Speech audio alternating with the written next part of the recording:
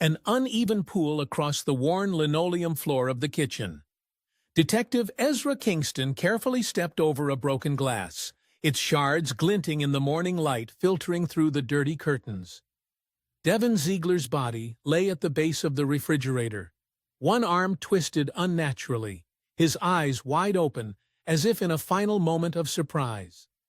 "Time of death?" Kingston asked the medical examiner, crouching next to the body. "Preliminary estimate is between 10 o'clock and 11 p.m., he replied, removing his latex gloves. "Blunt head trauma. See this corner of the countertop? Looks like he hit it when he fell. But there were previous blows. Someone beat him up pretty badly before that." Kingston nodded, surveying the small kitchen of the two-room house in the southern part of Chicago. The Inglewood neighborhood was not known for its peaceful disposition, but murders in homes were less common than shootouts on the streets. The victim was about 55 years old, strongly built, with visible signs of heavy physical labor on his hands. "Who found the body?" Kingston turned to the young officer who was making notes in his notebook. "A neighbor, sir, Mrs. Tompkins. She says she came over this morning to borrow some milk and found the door ajar. Does she know any relatives?"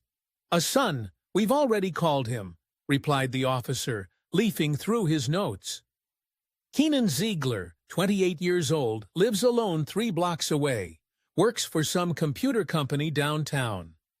Kingston took out his phone and took several pictures of the crime scene, trying to capture every detail, every possible clue.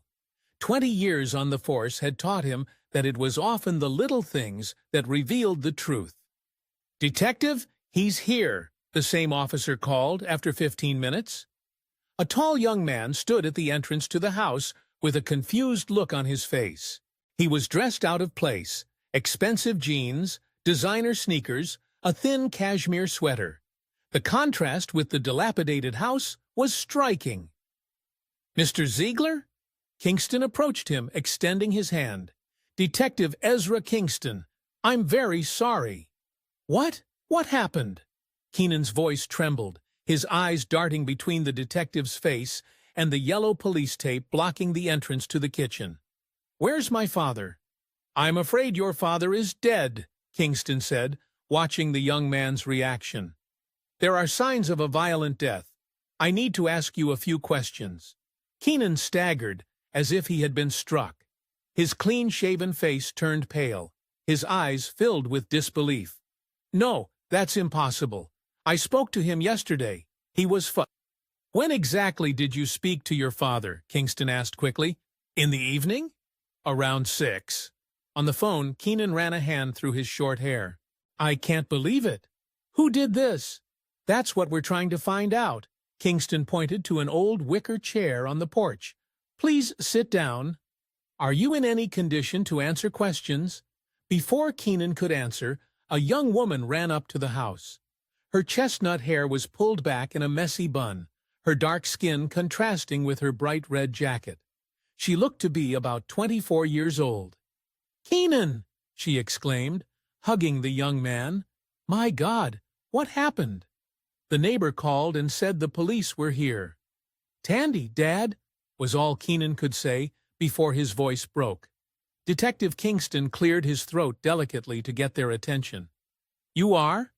"Tandy Mortimer," the woman introduced herself, straightening up and standing in front of Keenan as if to protect him. "I'm Keenan's fiancée. What happened to Devin?"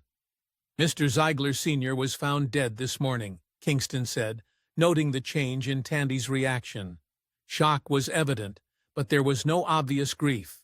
"We need to find out the circumstances of his death." "Oh, my God," Tandy whispered, turning back to Keenan. "Honey, I'm so sorry." Keenan nodded silently, his gaze fixed on a point somewhere in space. "Were you close to your fiancé's father?" Kingston asked, watching the couple. Tandy hesitated for a moment before answering. "Devin, he had his own ideas about what Keenan's life should be. We didn't always see eye to eye. He hated her," Keenan said suddenly, his voice sounding hollow. "He thought she wasn't good enough for me. He said terrible things." "Keenan, don't," Tandy said softly, squeezing his hand. "What exactly did your father say?" Kingston asked, taking out his notebook. "That she was from a bad neighborhood, that she had a questionable family." Keenan shook his head. "It was all nonsense. He wanted to control my whole life. After my mom died, it only got worse." "When did your mother die?" 10 years ago. "Cancer." "Since then, my father became obsessed. We fought about it all the time." Keenan looked at Tandy. "Especially lately." Kingston made a note in his notebook. "Where were you last night, Mr. Ziegler?" Keenan tensed. "I worked late, then I was home, alone." "And you, Miss Mortimer?" "I had the night shift at Jackson's clinic. I'm a nurse." At that moment, an elderly woman in a dressing gown thrown over her housecoat approached the group. "Detective?" she called. "I'm Martha Tompkins, a neighbor. I found him." "Yes, Mrs. Tompkins." Kingston turned to her. "Tell us what you saw or heard." "Last night around 10 o'clock I heard shouting coming from Devin's house," she said, glancing anxiously at Keenan. "Men's voices. They were shouting at each other." "Did you recognize the voices?" Kingston asked. "One was definitely Devin," the woman said. "The other, I can't say for sure." "What were they arguing about?" "I couldn't make out the words, just shouting. Then something broke and everything went quiet." She shook her head. "I thought about calling the police, but you know how it is." "Devin was often noisy." Kingston nodded, making another note. "Thank you, Mrs. Tompkins. An officer will take your statement in more detail." Returning to the young couple, the detective noticed that Keenan had turned even paler. "Mr. Ziegler, are you sure you didn't go to your father's house last night?" "I told you I was home," Keenan replied, out looking up. "Detective," Tandy interjected. "Keenan is in shock. Maybe we should continue later." "Of course," agreed Kingston. "But I'll need your help. Both of you. The sooner we talk, the sooner we'll find who did this." After the couple left, the detective returned to the house. In the kitchen, forensic experts were finishing their work, photographing and collecting evidence. "Anything interesting?" Kingston asked the lead expert. "A shoe print in the blood," he replied. "Size 11 approximately. And this." The expert held out a clear bag containing a blood-stained rag. "Looks like the killer tried to wipe something off. Send it in for DNA analysis." Kingston nodded thoughtfully, looking around the modest dwelling. Photos hung on the living room wall, a younger Devin with his wife and young son, Keenan in his graduation gown. Family celebrations, a life that had now been cut short by a violent death. Devin's bedroom was immaculate, almost military in its neatness. On the nightstand was a photograph of a beautiful dark-skinned woman, probably his late wife. Next to it were several bottles of medicine. Kingston picked one up and read the label, "A common painkiller." He opened the nightstand drawer and found several more packages of various medications, some without labels. It was strange for a mechanic to have such an arsenal of drugs. The detective continued his search and found an album with clippings on the bookshelf. Leaping through it, he saw articles about Keenan's achievements, school awards, college acceptance, a job at a successful technology company. Devin Ziegler was clearly proud of his son, but judging by the words of the neighbor and Keenan himself, their relationship was far from ideal. Returning to the kitchen, Kingston noticed a magnet on the refrigerator with the logo of Jackson's clinic, the same one where Tandy worked. Under the magnet was a note with the date and time of Dr. Rogers' appointment. The date was a week ago. "Hey, officer," Kingston called to the young police officer. "Find out who Dr. Rogers from Jackson's clinic is." Half an hour later, when Devin Ziegler's body had been taken away and the forensic team was finishing up, the officer approached Kingston with information. "Dr. Alan Rogers is an infectious disease specialist at Jackson Clinic," he reported. "By strange coincidence, that's the same clinic where the victim's son's fiancée works." Kingston frowned. "An infectious disease specialist? Interesting. Find out if Devin Ziegler was there on the date in question." As he left the victim's house, the detective noticed a barber shop across the street with a sign that read Nuri's Style. Remembering the name of Tandy's cousin, which had appeared in the preliminary materials, he decided to check it out. Several stylists were working in the salon, and a striking woman in her late 30s was sitting behind the reception desk. "Nuri Devereaux?" Kingston asked, showing his badge. "Yes," the woman replied warily. "How can I help you?" "Detective Ezra Kingston. I'm investigating the death of Devin Ziegler. I know you're related to Tandy Mortimer." Nuri frowned. "Is Devin dead? What happened?" "That's still being determined," Kingston replied evasively. "Did you know him well?" "Well enough." Nuri crossed her arms over her chest. "He was a frequent customer at our barbershop. He liked to talk." "About what?" "Mostly about his son. Keen in this, keen in that." She shook her head. "He was obsessed with the boy, and when he brought Tandy home, God, that's when it all started. He didn't approve of their relationship?" "That's putting it mildly," Nuri snorted. "Devin thought Tandy was after his son's money. Funny, isn't it? The guy makes good money, but he's not a millionaire." "Has Tandy been sick lately?" Kingston asked unexpectedly. Nuri hesitated for a moment. "What makes you think that?" "Just a question," the detective shrugged. "She hasn't been feeling well for the last couple of weeks." "The flu, probably." Nuri looked closely at Kingston. "What does that have to do with anything?" "Maybe nothing," the detective replied. "Thanks for the information." Leaving the barber shop, Kingston called the station, checked Devin Ziegler's phone records for the last month, and found out if he ever worked in the medical field. The day was coming to an end, but the investigation was just beginning. Something told the detective that behind the facade of a family tragedy lay a much darker story. A story of jealousy, control, and perhaps an illness that could be a death sentence not only for the sick person. Mornings at the South Chicago police station always started the same way. The smell of strong coffee, the hum of voices, and ringing phones. Detective Ezra Kingston sat at his desk, laying out the files on the Devin Ziegler case. It had been 2 days since the body was found, and it was time to tie up loose ends. On the wall in front of Kingston hung a board with photos and notes, a kind of investigation map. In the center was a photo of Devin Ziegler as he had appeared in life and at the crime scene. Next to it were photos of key figures: Kanana Ziegler, Tandy Mortimer, and Nuri Devereaux. "What do we have so far?" asked Captain Rodriguez, stopping at Kingston's desk. "Devin Ziegler, 55 years old, mechanic at Johnson & Sons Auto Service." Kingston began, sorting through the papers. Killed in his own home on Tuesday evening. The autopsy confirmed the cause of death as blunt force trauma to the head. The blow was delivered during a struggle, causing the victim to fall and hit his temple on the kitchen table. However, several blows were delivered with the hands prior to this. Any suspects? The main suspect is his son, Keenan Ziegler. A neighbor heard loud male voices arguing about an hour before the estimated time of death. Keenan claims he was home alone, but his car was seen parked 2 blocks from his father's house. Motive? This is where it gets interesting, Kingston sighed. "I just received medical information about the son's fiancée, Tandy Mortimer. She was recently diagnosed with HIV. The captain whistled. "And you think that's related to the murder?"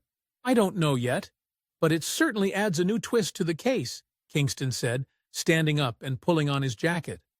"I'm on my way back to talk to Nuri Devereaux, the bride's cousin. She owns the hair salon across the street from the victim's house and seems to know more than she told us the first time." At 10 o'clock in the morning, Nuri's hair salon was already full of customers. Black women of all ages sat under dryers, chatting and leafing through magazines. Nuri was skillfully styling a customer's complex hairdo when she noticed Kingston enter. "You again, detective?" she sighed. "You're scaring my customers away." "We need to talk, Mrs. Devereaux, not here." Nuri nodded to her assistant to finish with the customer and led the detective into a small break room at the back of the salon. "I don't have much time," she said, closing the door. What did you want to know? Tell me more about Devin's relationship with his son and his fiancée. Devin sat down on the edge of the worn sofa. Last time you mentioned that he didn't approve of their relationship. Nuri snorted, sinking into the chair opposite him, disapproved as putting it mildly. Devin was obsessed with controlling Kinhan's life.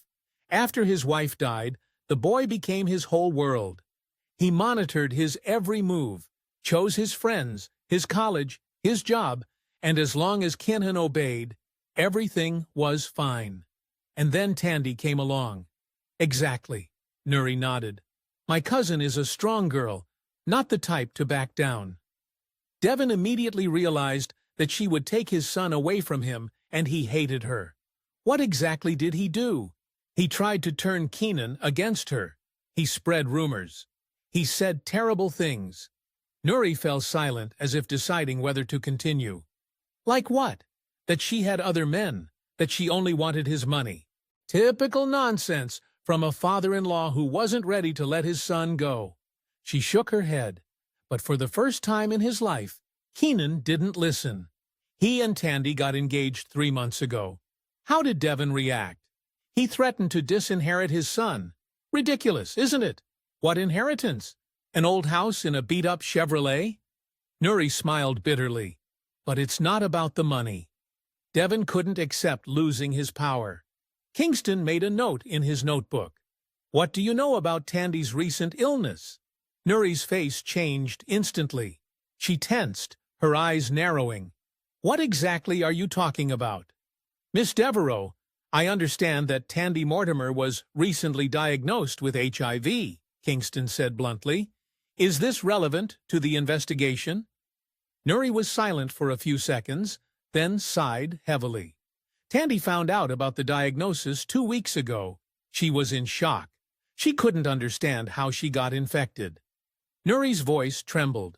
Tandy isn't the type who, well, you know, she only had Keenan, and she was sure he was clean. Did Keenan know about the diagnosis? Yes, Tandy told him right away. He got tested. Negative.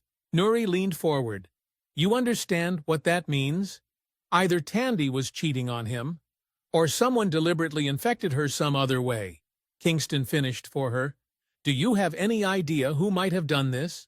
Nuri looked away. Tandy works at the clinic. She could have been infected there accidentally.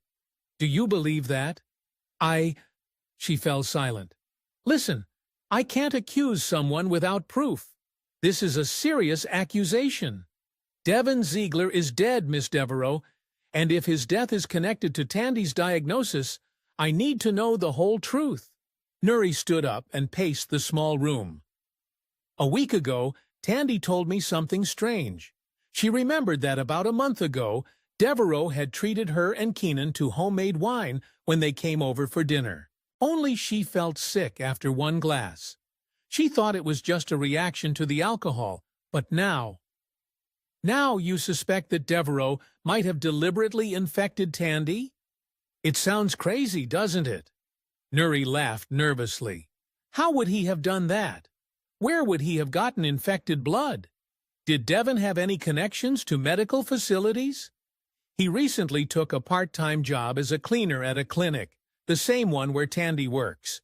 He said he was close to retirement and needed to save up. Nuri suddenly turned pale. My God, you think he could have— I'm not saying anything, Kingston replied calmly, but I'll check into it. Did Tandy tell Keenan about her suspicions? I don't know. She wasn't sure herself. It sounds crazy. Nuri shook her head. But if Keenan found out and believed it, God, I don't know what he might have done. Leaving the barber shop, Kingston headed straight for Jackson's clinic. The small medical facility served mainly low-income residents of the neighborhood. Partly funded by the state, the clinic specialized in primary care and treatment of common diseases, including HIV. Detective Kingston, Chicago Police Department, he introduced himself to the administrator showing his badge. I need to speak with the clinic director and Dr. Alan Rogers.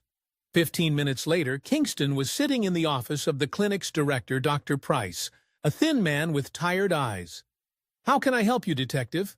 "I'm investigating the murder of Devin Ziegler. As far as I know, he worked for you as a janitor." "Yes, for the last 2 months," Price nodded. "He was a good worker, no complaints. We're all shocked by his death." "Did he have access to medical waste?" Dr. Price frowned. "Of course he cleaned the treatment rooms, but all hazardous waste is disposed of according to strict protocol." "Have there been any breaches of protocol? Any missing medical supplies?" "Are you implying something, Detective?" Kingston leaned forward. "Dr. Price, I'm not just investigating a murder.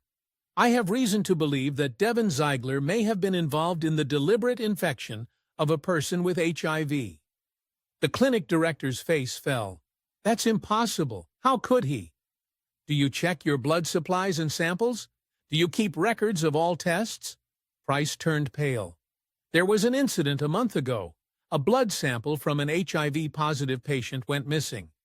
He conducted an internal investigation, but decided it was a documentation error. Such samples are stored in a special refrigerator that only staff have access to." "But not the cleaners?" "Technically no, but—" Dr. Price faltered. "The keys are kept in the doctor's office if someone knows the staff schedule well."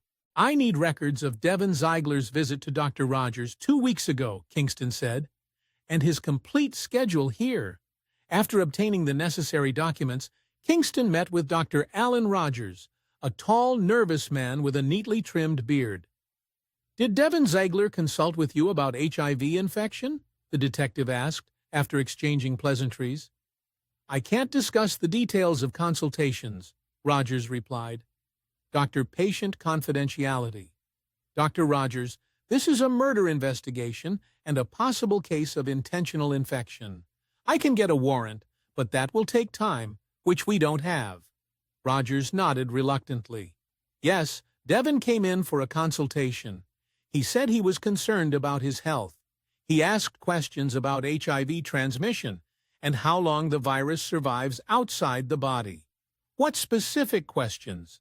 Can the virus be transmitted through food or drink if infected blood gets into it?" Dr. Rogers frowned. "I explained that although it is theoretically possible under certain conditions, in practice such cases are extremely rare. HIV dies quickly outside the body. But it's still possible, with fresh blood entering the body through a mucous membrane injury.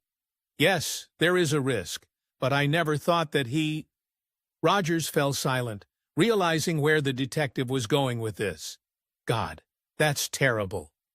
As he left the clinic, Kingston felt the pieces of the puzzle starting to fall into place. However, he needed additional evidence. He headed for Keenan Ziegler's apartment. Keenan lived in a relatively new apartment building in a more affluent part of the neighborhood. His fourth-floor apartment was tastefully furnished, if modestly. When Kingston rang the doorbell, Tandy opened the door. "Detective?" She looked pale and tired. "Is something wrong?" "I need to talk to Keenan," Kingston said. "Is he home?" "Yes, but he's not in the best shape. His father's funeral is the day after tomorrow, and he—" "This is important," the detective said insistently. Tandy reluctantly let him in. Keenan sat in the living room, staring at the wall. An untouched glass of whiskey stood in front of him. "Mr. Ziegler," Kingston began, "I have some new questions about the night your father died." Keenan slowly turned his head. "I already told you everything. I was at home." "Your car was spotted 2 blocks from your father's house. At about the same time a neighbor reported hearing an argument," Kingston said, watching Keenan's reaction closely. "Are you changing your story?" Tandy tensed, standing behind Keenan's chair as if to protect him. "Do you have a warrant, detective?" she asked. "Keenan just buried his father. Can't this wait?" "I'm afraid not," Kingston replied. "Mr. Ziegler, I am aware of Ms. Mortimer's diagnosis, and I am aware that your father consulted with Dr. Rogers about HIV transmission through fluids. Did you suspect that your father might have intentionally infected Tandy?" A heavy silence hung in the room. Keenan continued to stare at one spot, but his hands, resting on the armrests of the chair, clenched into fists. "Keenan, don't say anything," Tandy said quietly. "We need a lawyer." "Why a lawyer if he has nothing to hide?" Kingston asked. "Because you're clearly trying to accuse him of murder," Tandy said. "Detective, please leave. We'll contact you through our lawyer." Kingston nodded and stood up. "As you wish, but I must warn you that I will soon have enough evidence to obtain a search warrant. If you are hiding anything, it would be best to tell me now." As he headed for the door, Keenan suddenly spoke up. "I was there." "Keenan, no!" Tandy exclaimed. "I have to, Tandy," Keenan replied quietly. "I was at my father's house that evening, Detective. We had an argument." Kingston returned and sat down opposite him.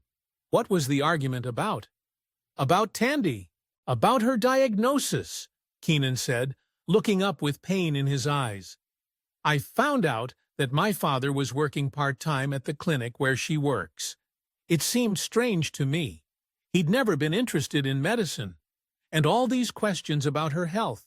He kept asking if she was sick. What happened that evening? I went to see him. I asked him straight out if he had anything to do with Tandy's illness." Keenan swallowed. "At first he denied everything. Then he said he did it for me. That he wanted to protect me from a con artist, from a bad marriage. Did he admit that he infected her? Not directly. He said something like, 'That girl will think twice before going after your money now.' I lost control. I lunged at him." "And you hit him?" "Several times," Keenan admitted. "But then I stopped. He was alive when I left. I swear he was just sitting on the floor, wiping the blood off his face. He said I'd regret my decision, that she'd destroy me." "What time was that?" "Around 10 o'clock at night. I left right after the fight. I was home by 11. "Can anyone confirm that?" Keenan shook his head. "I was alone. Tandy was working the night shift." Kingston made a note in his notebook. "Mr. Ziegler, I'm going to have to ask you to come with me to the station for an official statement." "He didn't do it," Tandy interrupted. "Keenan didn't kill his father." "If that's the case, an official statement will help him," Kingston said. "And we'll need to take a DNA sample to compare with the evidence at the crime scene."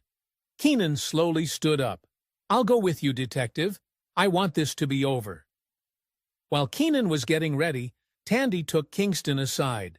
"I know what you're thinking, that Keenan had a motive, but he wasn't capable of murder."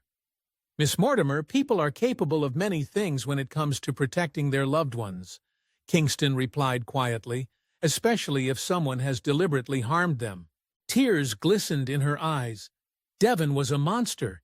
He controlled every aspect of Keenan's life, and when he realized he was losing control, she fell silent. "You know, I didn't believe he could have infected me on purpose. Even when I got sick, it seemed impossible that a father could do that to his son. When did Keenan find out about your suspicions?" "I never told him directly, but I mentioned the night I got sick from the wine." Keenan put 2 and 2 together. Tandy wiped away a tear. "He loves me, Detective, but I never asked him to stand up to his father like that." "Did he tell you about the fight with his father?" "Just that his father denied everything. He didn't say he hit him." She shook her head. "Keenan isn't a murderer. If his father died as a result of their fight, it was an accident."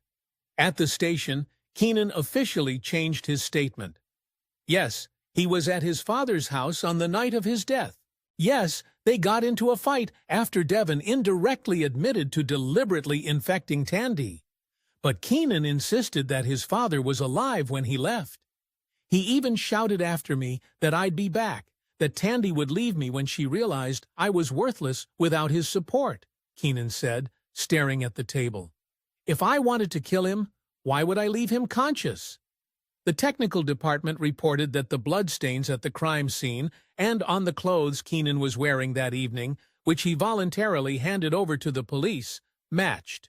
Keenan's fingerprints were found in the kitchen, which was not surprising given that he regularly visited his father.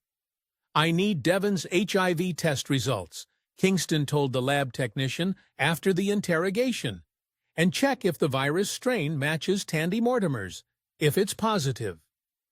The next morning, the detective met with Nuri Devereaux again. She was nervously smoking behind her hair salon. "Did you arrest Keenan?" she asked when she saw Kingston.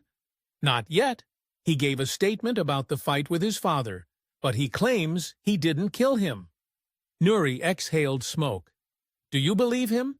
"It's my job to follow the evidence, not my beliefs," Kingston replied. "Miss Devereaux, were you near Devin's house on the evening of his death?"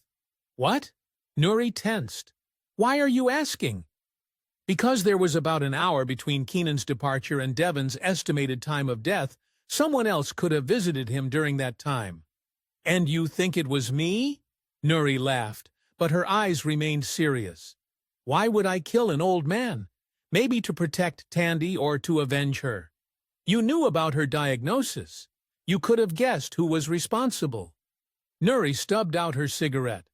"Detective, I was at the Blue Note Club with my friends all evening. Ask the bartender, Ray. He knows me.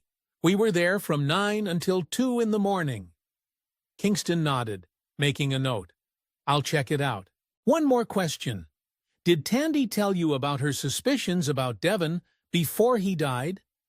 Nuri looked away. She hinted at it. She didn't accuse him directly. She just said it was strange to get sick when your only partner is healthy. "Did you tell Keenan about these suspicions?" Nuri tensed. "I spoke to him once. I told him that Tandy was sick, that it was serious, that it was strange how she could have gotten infected working at the clinic, and that it was strange how his father suddenly started working at the same clinic." "Did you accuse Devin directly?" "No," Nuri shook her head. "But Keenan is a smart guy. He didn't need an explanation." "When did this conversation take place?" "The day before Devin died," Nuri replied quietly. "I didn't know he was going to confront his father, I swear." Back at the station, Kingston found the test results on his desk. Devin Ziegler's blood was HIV positive. What's more, genetic analysis confirmed that the strain of the virus in Devin and Tandy was identical. "My God," Kingston whispered. He was infected himself. The puzzle was starting to come together, but some pieces still didn't fit. If Devin was HIV positive, why would he steal blood samples from the clinic? And if he really did infect Tandy, why did he infect himself? Kingston returned to the case files, rereading the statements and reports. Then it dawned on him. He looked again at Devin's medical records from the clinic. He had been diagnosed with HIV just a month ago, after he started working at the clinic. But before the night, Tandy got sick from the wine. This wasn't just revenge. It was the desperation of a man who had been given a death sentence and decided to take down the woman he considered a threat to his son's well-being. A phone call interrupted the detective's thoughts. "Detective Kingston, this is Dr. Summers from the lab. We have the results of the analysis of the rag found at the crime scene. And there is blood from 2 people, the victim and someone else. And that someone else is not Keenan Ziegler."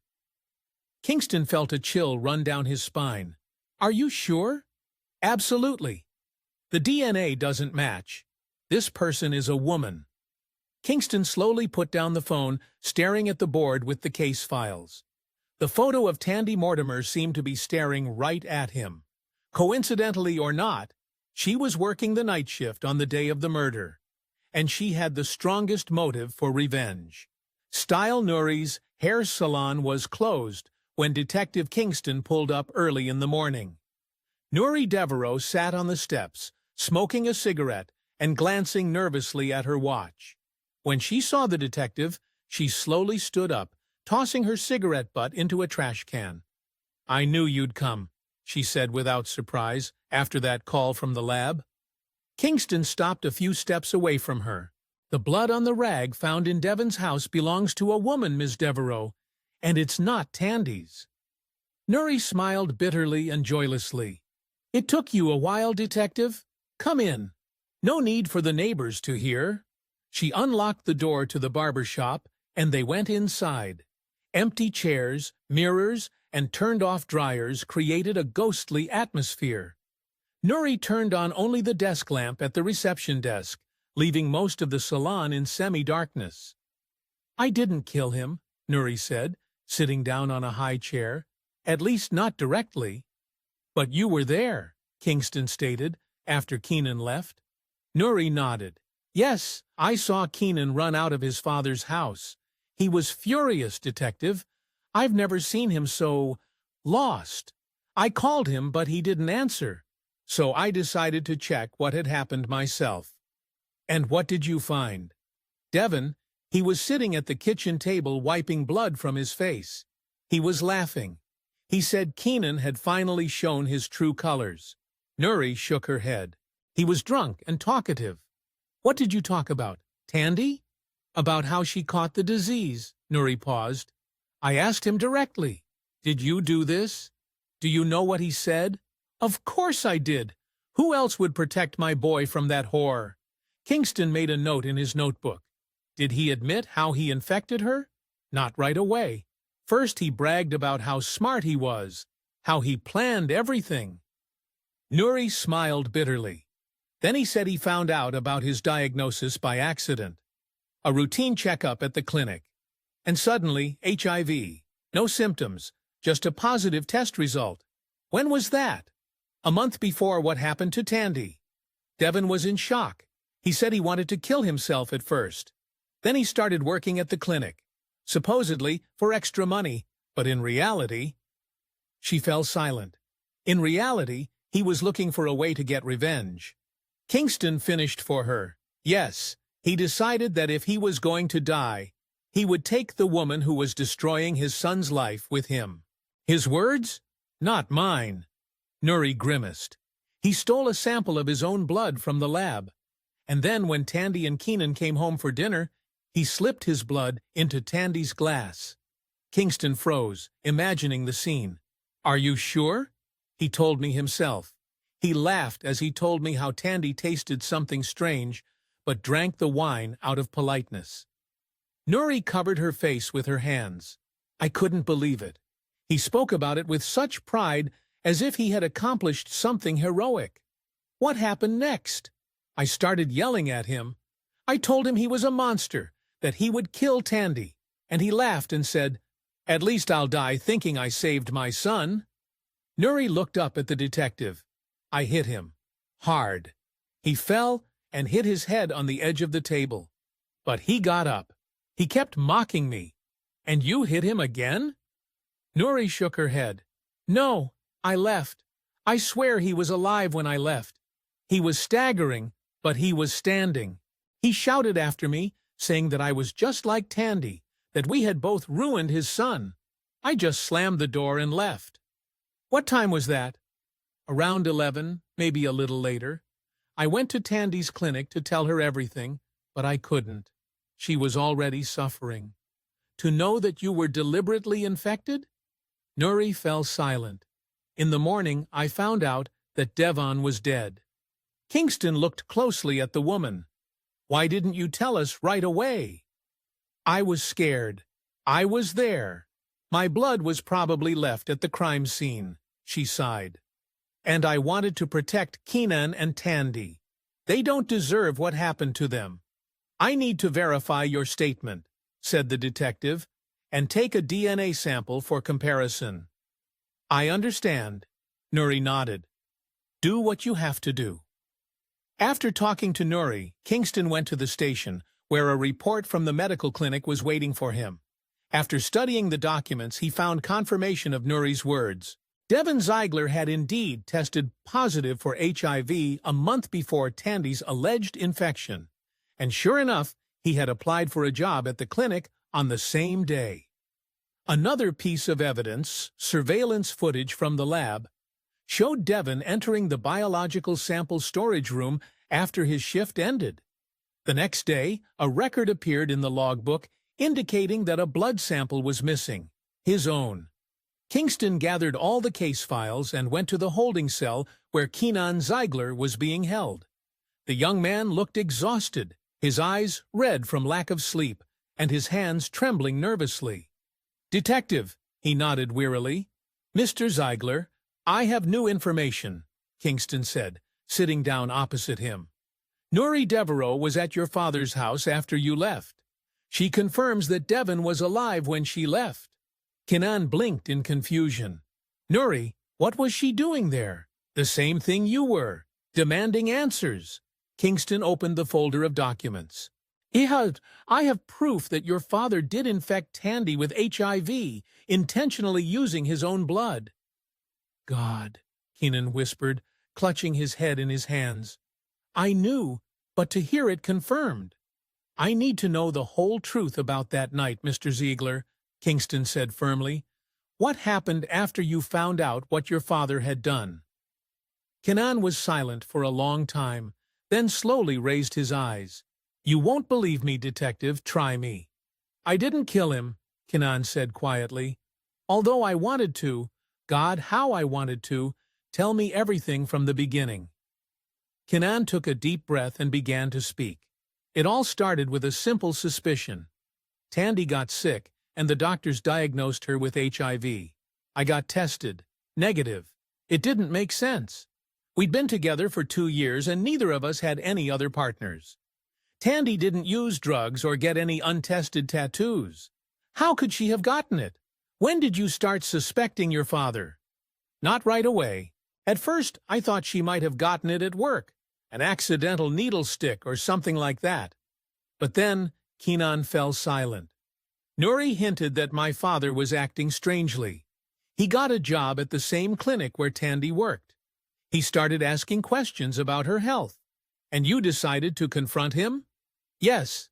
That evening I went to his house. I was beside myself with rage and fear. Kenan shook his head. I asked him directly, do you have anything to do with Tandy's illness? He denied everything. He said I was crazy, that Tandy must have been cheating on me. But you didn't believe him? I knew Tandy. I knew she couldn't. Kenan swallowed. I pressed him harder.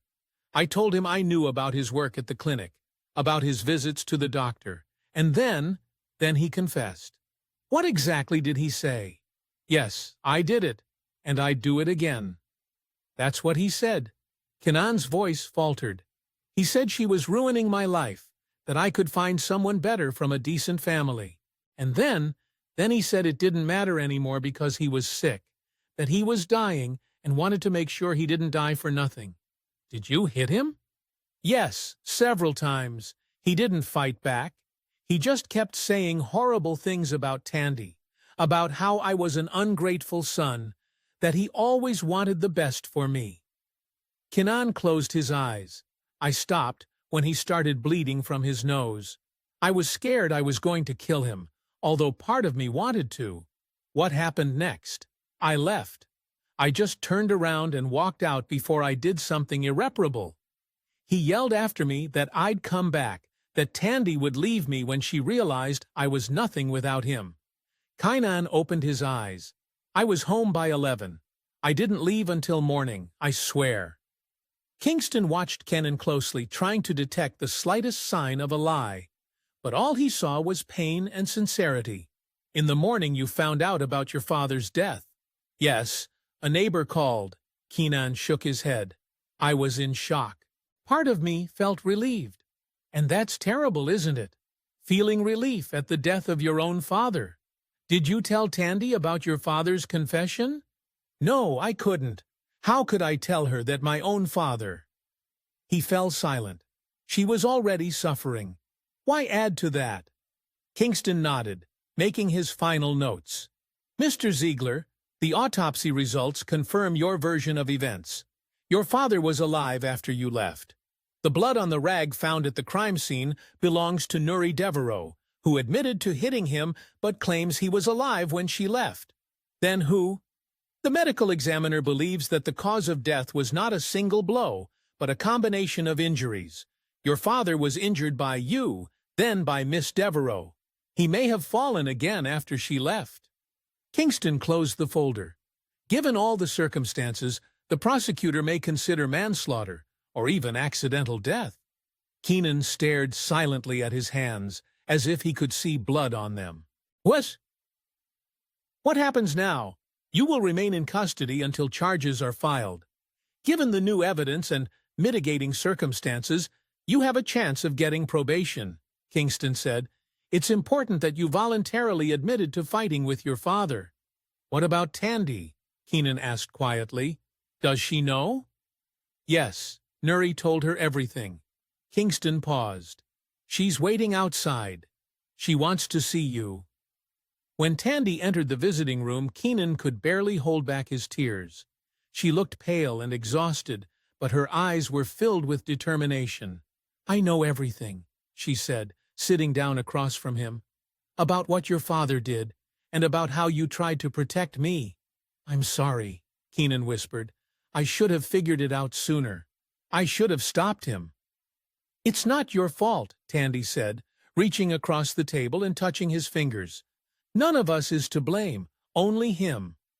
What are we going to do now? Keenan asked. With your illness, with this case? Live, Tandy replied simply. One day at a time. I'll get treatment. You'll deal with the court. We'll get through this, Keenan, together. There was such confidence in her eyes that Keenan felt the weight of the last few days lift a little. I love you, he said, no matter what happens.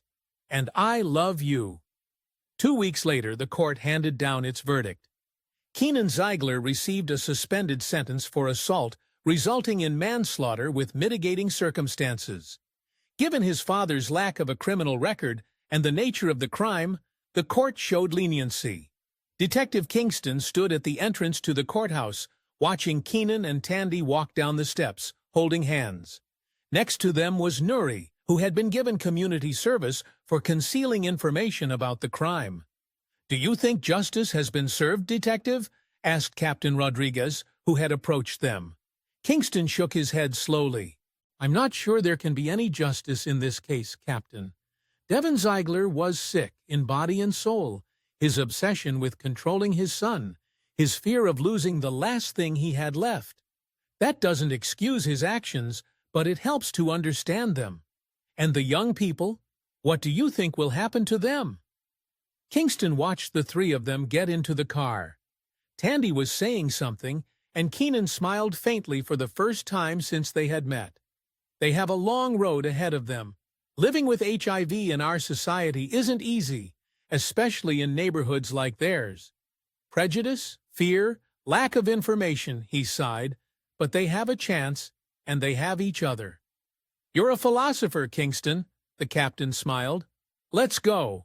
We have a new case. The detective nodded, glancing one last time at the receding car. The story of the Ziegler family was just one of many tragedies he had witnessed over the years. But something about it struck him particularly. Perhaps the universality of human suffering, the fear of loss, the desire to protect those you love, even at the cost of irreparable mistakes. Ultimately, Kingston thought as he walked to his car, even the most heinous crimes often begin with simple human emotions. Love, fear, anger. The line between protection and revenge, between justice and cruelty, is too easily blurred in a moment of despair. But where one story ended in tragedy, another could begin with hope. Keenan and Tandy, despite everything they had been through, chose life. And perhaps that was the only justice available to them. The right to continue living in spite of everything Devin Ziegler had tried to take from them.